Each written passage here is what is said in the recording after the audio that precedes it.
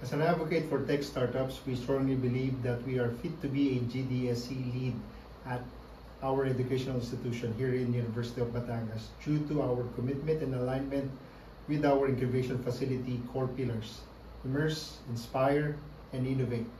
Immersing ourselves in the latest technologies and development practices has equipped us with the knowledge and skills necessary to guide and mentor students, faculties, and employees.